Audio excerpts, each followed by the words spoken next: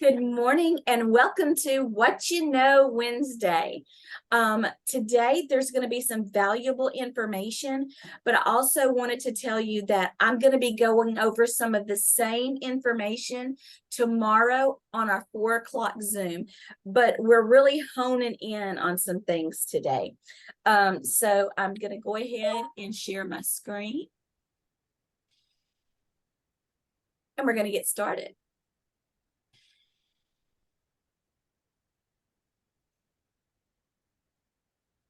This little thing gets in my way. There we go. We're going to understand some basics of ICD-10. Good morning, Ashley. Good morning. Okay, so ICD-10 is International Classification of Diseases, 10th revision, clinical modification. And that's the first paragraph of chapter 2. It was developed in 1993 by the WHO, not the band, World Health Organization. Those are two very important things to know. And like I said, they're found in the very first paragraph of chapter 2. So some of the things that I want you to know about ICD-10 codes. So what are they? They're diagnosis codes. They're in essence why you're being seen by the doctor. Why is Destiny coming into the doctor's office today? She has a cold. And so we just build from there. So diagnosis codes are how sick you are, the condition. It can be cancer. It can be sucked into a jet engine and you're being seen by that. That is what ICD-10 codes are. They're between 3 and 7 characters. So there's no such thing as a ICD-10 code that only has 2 characters. It has to be 3 to 7.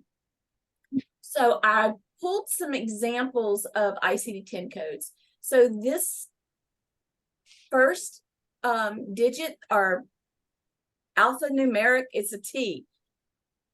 Your ICD-10 codes are always going to start with the letter of the alphabet.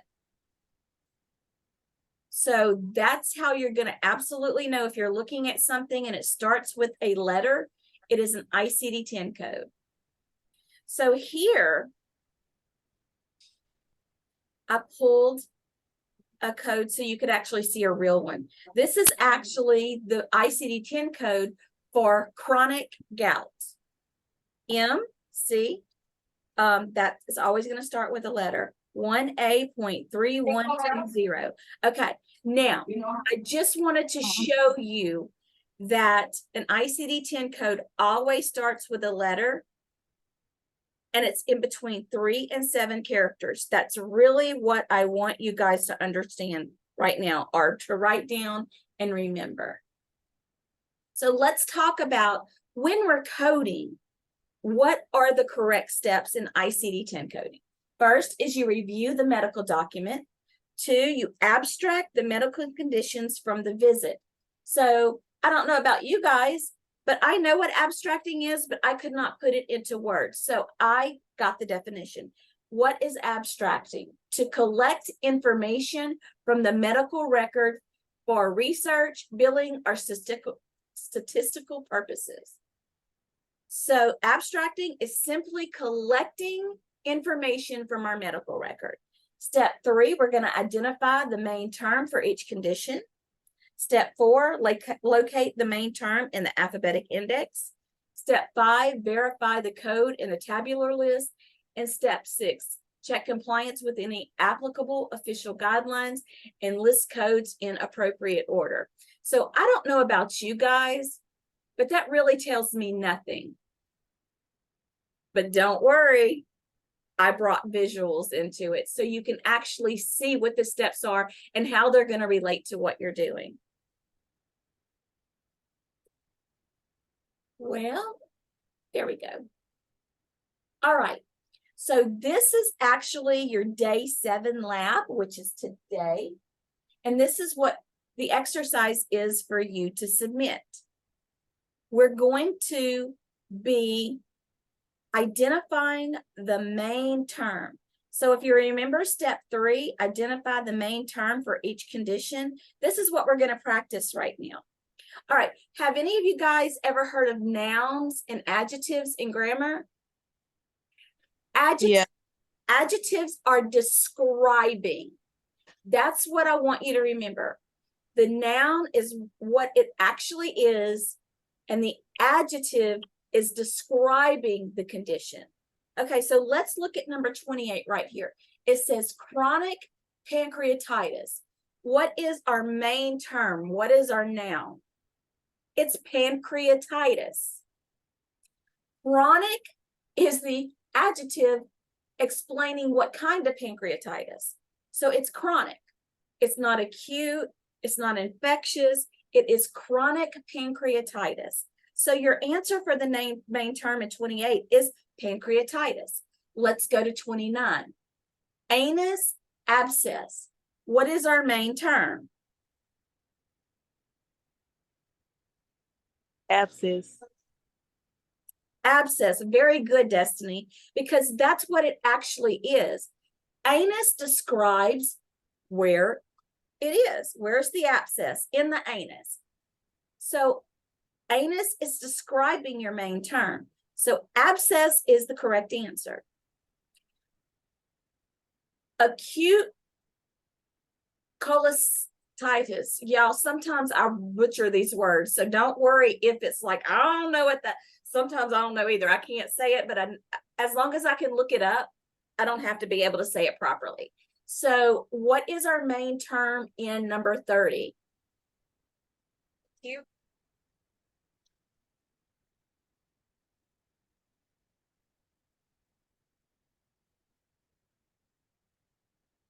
Stacy, do you know?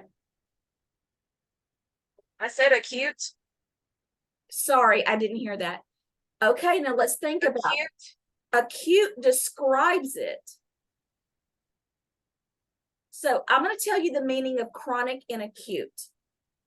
Acute comes on suddenly and leaves suddenly. I remember that by acute boy comes and goes very quickly. Y'all know I do silly things. So acute comes in quickly and leaves quickly. Chronic is a stable condition that's there all the time. So acute describes cholecystitis. So cholecystitis is our main term. Does that make sense? Yeah. Okay. Now, and I'm going to tell you something, and I'm going to tell you all right now. There is no judgment for a wrong answer. There is nothing but I am not necessarily excited, but I'm pleased with wrong answers. If we get it right all the time, we learn nothing. We learn in our mistakes. So I want you to understand that when we were doing these exercises, if you get something wrong, I have absolutely no negative feelings about that, and neither will your classmates. Only when we make a mistake or we get something wrong do we learn. So I want you guys to feel very comfortable. This is a safe space. All right, so number 30, cholecystitis is our main term. Number 31, abdominal pain. Ashley, what's our main term in abdominal pain?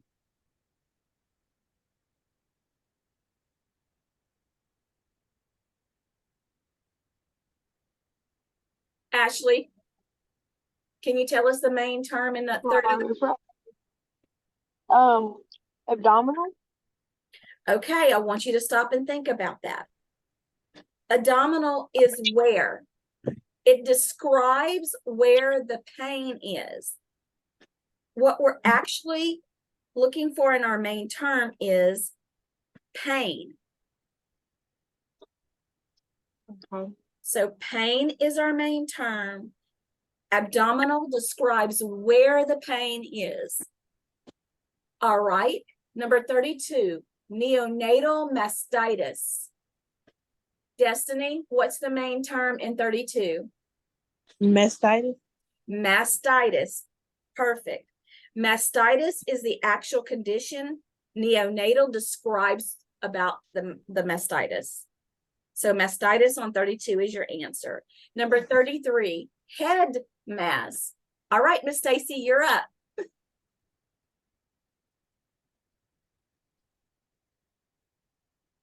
Remember, is there something telling where there? So the where describes the main term. So Mass. mass, very good. Mass is our main term. All right, number 34, Ashley, idiopathic hypotension. Now there's a word that is, I'm sorry, go ahead. Is it hypertension? It is hypotension. Very good. Idiopathic is describing the hypotension. Very nice. Okay, Destiny, number 35, nutritional dwarfism. Dwarfism? Number 35, nutritional dwarfism. Dwarfism? Yes, very good, dwarfism. Okay, now number 36, Miss Stacy, liver disorder. Disorder. Very good. We can have disorders all over the place, right? But the liver is describing where we're having our disorder.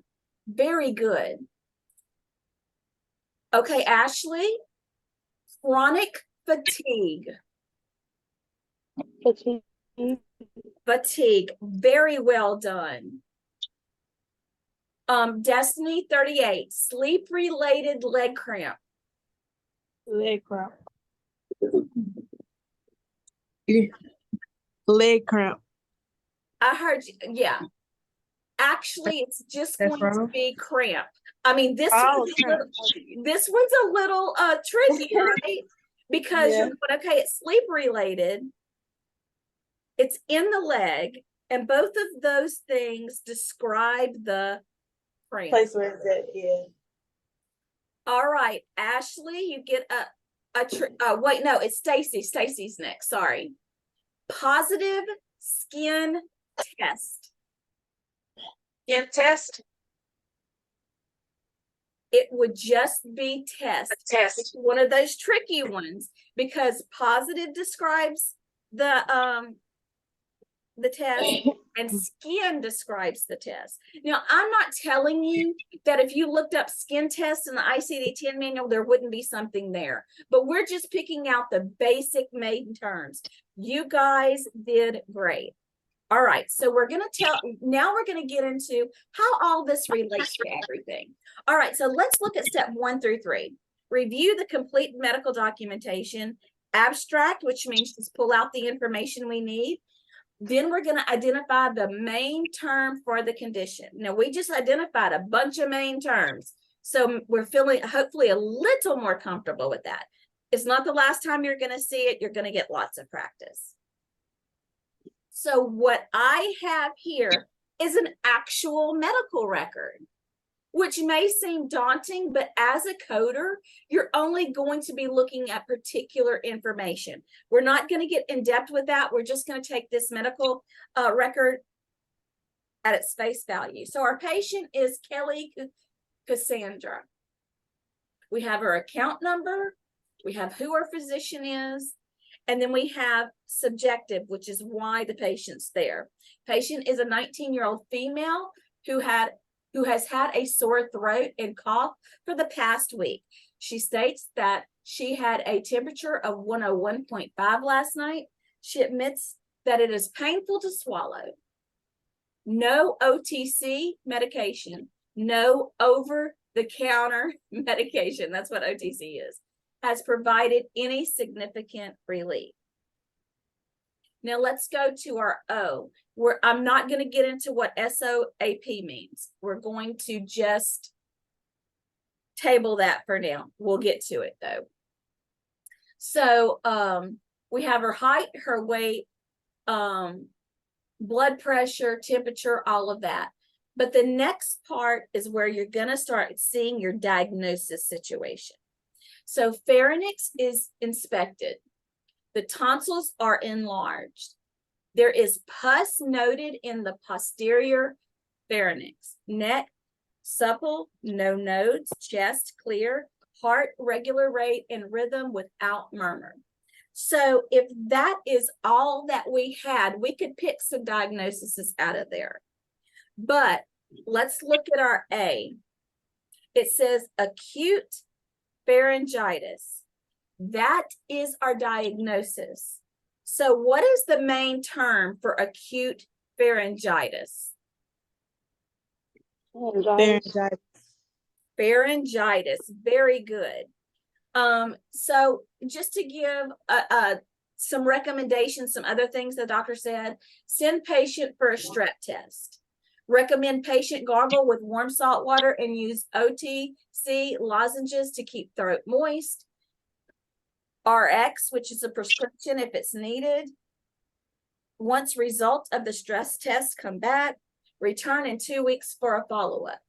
Now, our strep test hasn't come back. It's not on our medical record at this point, right? So we cannot code strep test because I don't have positive stress tests anywhere on here, right?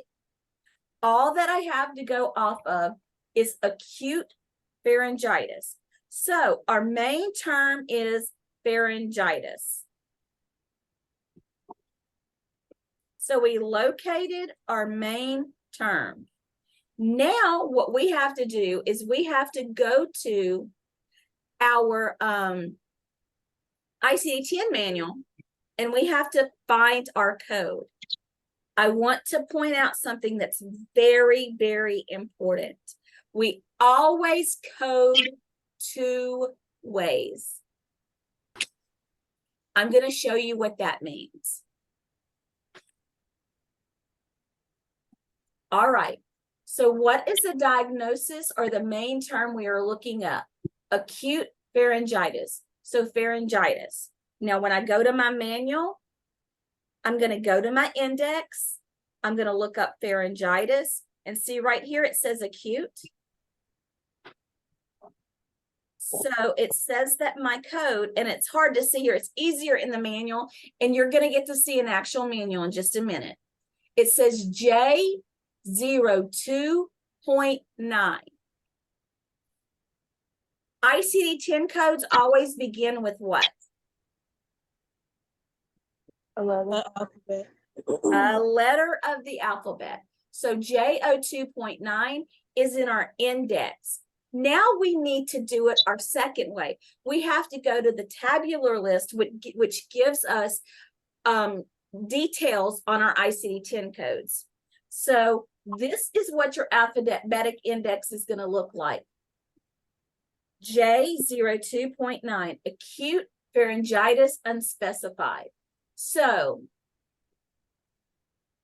that's the boldface main description of this code. But if we look under here, we can also use it for these other things. Gangrenous pharyngitis, infective pharyngitis acute, which is what we were looking for. Exactly, pharyngitis acute. Sore throat acute, superlative pharyngitis acute, ulcerative pharyngitis acute. So if we looked up any of these things in our index, then it would bring us right back to this code. All right, so is everybody thoroughly confused now? I promise you're not going to be. I kind of get it. You're confused. Okay, so now we're going to do one. Acute pulsitis. Now, I want you to keep in mind that you have paper manuals. Most of you, some of you do not. I am going to be showing you in my ebooks, I have a ICD-10 book in my textbook section. You do not, I do. So let's go there. So this is what your ICD-10 looks like. right here. Tomorrow, tomorrow at 4 o'clock, I will be going through the first portion of the ICD-10. So I'm not going to go through that today. I just want to show you some basics. All right. So I am going to go to, do you remember how do we code first? We go to the index, alphabetic index. And so all that is an index. So if I'm looking up abdomen, or I'm sorry, let me find another one. Abnormal. So if I'm looking up abnormal blood level, I would go to the A's under abnormal, and then underneath it shows me blood level. It's just an index where we're actually looking up our main term. So do you guys remember what we're looking up? Oh, I don't. Acute colitis.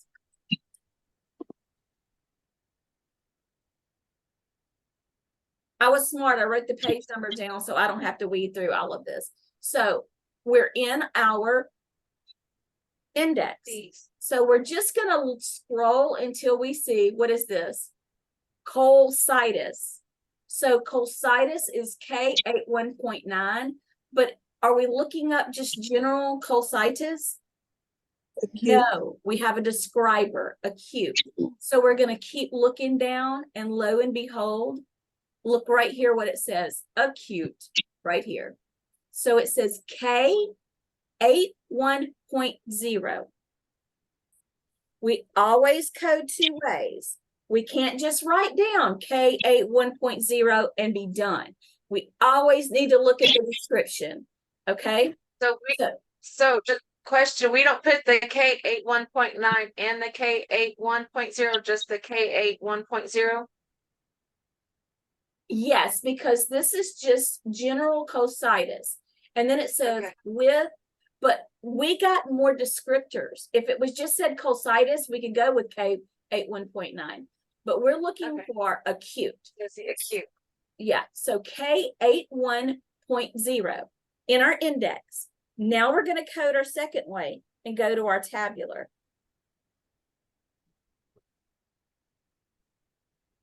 This is what the tabular looks like. It has guidelines and rules, but see, it looks different.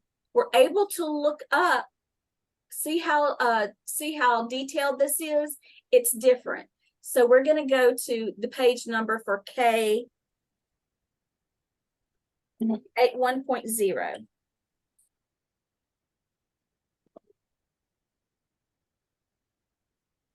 So I'm going to page 981 in my manual. Okay, so what do we see? A1.0. So A1 is K1.0, 81.0. So let's look at K81. And it just says colitis, right? Do you see this red dot? That is your stop sign. You cannot use this code alone. You need more numbers. So anytime your ICD-10 code has a red dot, it is a stop sign. I will do more on that tomorrow at 4 o'clock. So 81.0 is what we were looking for, right? So let's continue down. Do we see 81.0 right here? And it says acute colitis. So would K81.0 be correct? Yeah. It is correct. We coded two ways. We looked it up in the index, then we went to our tabular. Tabular is always going to have a different color at the end. You're not going to get it mixed up because it looks so different. But when you get your book, you're going to see the tabs on the side. That's why it's called the tabulars. Because it has the tabular, it's because it has the different color tabs on the side. Okay, now I know that I've just given you a snippet, but there will be more to come. Now, I want to end class on something funny today. So how funny can ICD-10 codes get? Well, let's take a look. V91.07 is burn due to water skis on fire. Yes, there's a code for that. V96.0, balloon accident and injuring the occupant. V97.33, I brought up a couple of times, sucked into a jet engine. W16.22 is fall into bucket of water. How do you fall into a bucket of water? I don't know about y'all, but my big foot, my foot wouldn't probably fit in a bucket of water, but yeah, that is one. W55.41XA, bitten by a pig, initial encounter. X52, prolonged stay in weightless environment. I'm sorry, I'm tickled at these. W37.0, explosion of bicycle tire. W5522XA, struck by cow, initial encounter. Z62.891, sibling rivalry, jealousy disorder. Z63.1, problems in relationship with the in-laws. And E96.794, battered by a child. And the last one is W59.21XD, bitten by a turtle. So I just thought that those were funny. And these are just a few. Those are just a few. So did you learn something, or is your mind blown? Or both?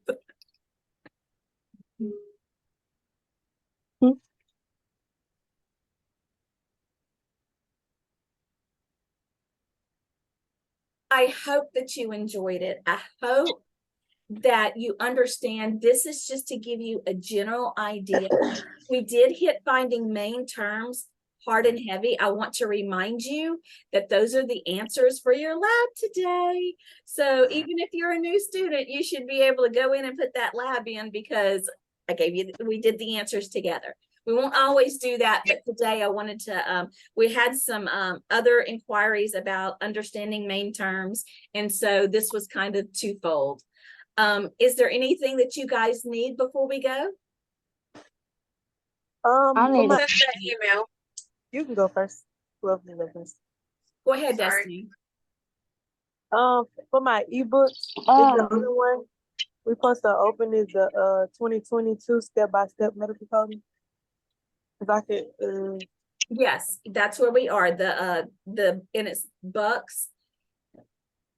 yeah.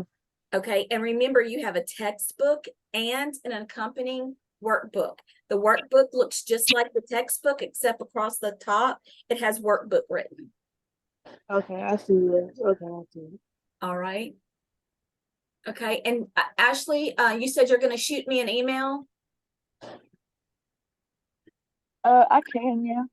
Or do you want to, I have a meeting shortly, so can we schedule a Zoom maybe? Do you need Zoom, or just send me an email? Send me an email and we'll decide if we need a Zoom. All right. Excuse I me. don't know, a couple of things. Okay. Well, we will get anything that's questioned under control today, I promise. So Stacy, you're all good? I think I am, yes. The only thing I was supposed to turn in yesterday was that orientation. Yes, but you turned in more than that yesterday. You are good with turning with that. I just need that information about orientation because I have to send it to a second party. So just send me that just for my knowledge. If you've already sent it, new students, if you've already sent that you completed orientation, please resend it to me, because I had so many emails yesterday that it's crazy trying to get back in there and look. So do me a favor and do that, please. I just resent it. so- Okay, well, I haven't looked at emails yet, so Yeah. as soon as it gets it gets sent to me, I can pass it on. So. Okay. All right, Ashley, I'll be looking for your email on questions. Crystal, do you have anything? Is everything okay?